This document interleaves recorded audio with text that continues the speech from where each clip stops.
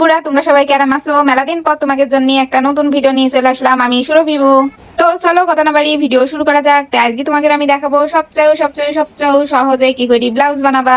সুইনের জগতে সবচেয়ে কঠিন জিনিস হলো ব্লাউজ বানানি। এই ব্লাউজ সবচেয়ে সহজে তোমাদের আমি আজকে বানিয়ে দেখাবো। আর সেলাই মেশিন দিয়ে একটা জামাও কোনোদিন বানাতে পারোনি, আজকে তারা খুব সহজেই কিন্তু আমার এই ভিডিওটা দেখি তোমরা ব্লাউজও বানানি শিখে যাবা। আর ব্লাউজ বানানি কি জন্য কঠিন হবে না বলো দিনে। একটুক একটা জিনিসে বোতাম লাগাইনি, বোতামের ঘর কাটা, ঘর সেলাই করা, ব্লাউজের শেপ দেওয়া, হাতা লাগানো, মানে এটা ওইটা কত গুণ যে কাজ। এই একটুক একটা জিনিসের ইচ্ছেও কঠিন, এই সেলাই জগতে আর কোনো জিনিস নেই। আর এখন তো বেশিরভাগ দর্জির কাছে যদি বলি যাই যাও একটা ব্লাউজ বানিয়ে দাও দিনে, আগেই বলবি নি এক গাদা কাজ, সময় নি, অন্য জায়গায় যাই দেখো গা। আর এই ব্লাউজের অতিরিক্ত খাটনির জন্য নিজেরও আর বানাতে ইচ্ছা করে না।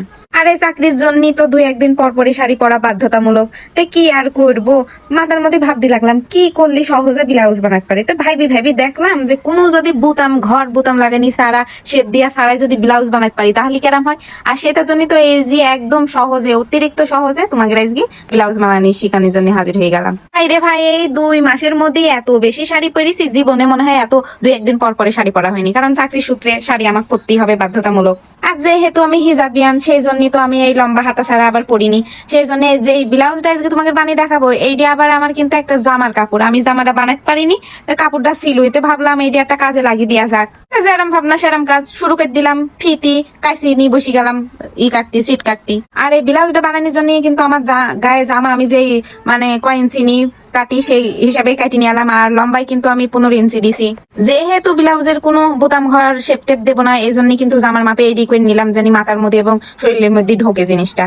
খালি সামনে এখানতে এই যে উপর দিয়ে যে শেপটা যায় তোমার হাতের কাছ থেকে, এখানতে একদম টাইনি গোল করে নিচ পর্যন্ত দিয়ে যে একটা শেপ হয় না, এখানতে খালি এক টান দিবা সেলাই মেশিন দিয়ে শেষ পর্যন্ত। দুই পাশে দুইটা এই শেপটা দিবা, তাহলেই কিন্তু একদম তোমার ব্লাউজ বানার যে শেপ লাগে একদম সেই শেপে তোমার কাজ করিয়ে দেবে। তোমার পেছনে যে 2 জায়গায় শেপ দিতে হয় ওই 2 জায়গায়ও দিয়ে নিবা। তো সহজ কথায় বলতে গেলে তুমি ওই জামা, তোমার গাছ জামা যে মাপে বানাও ওই সেই মাপে এই ব্লাউজের সিটটাও কাটিয়ে নিবা। খালি এই 2 জায়গায় শেপটা দিয়ে নিবা, তাহলেই হবে। আর নিচে টাইট ফিটিং করার জন্য তোমরা যে কোনো ইলাস্টিক লাগিয়ে নিবা, আর না হলে ফিতি লাগিয়ে দিতে পারো। ফিতি বা ইলাস্টিক লাগিয়ে দিলে তুমি ইচ্ছা মতো তোমার গায়ের শেপ অনুযায়ী করে নিতে পারবানি, বাইন্ডে নিতে পারবানি। আর আমি যে দিনতে এই ব্লাউজের বানানি সহজ জিনিসটা আবিষ্কার করলাম, তারপরে কিন্তু আর ওই বোতাম ঘর টর লাগানি ঝামেলার মধ্যে যায়নি। যেরকম অল্প সময়ও লাগবে নি, সেরকম খাটনিও কম হবে নি, আবার দেখতেও কিন্তু এত ফাইন লাগবে নি, মনেই হবে না যে তুমি হয়েছে এত সহজে বানাইছো আর তোমার সামনে হয়েছে বোতাম ঘর বোতাম লাগাও।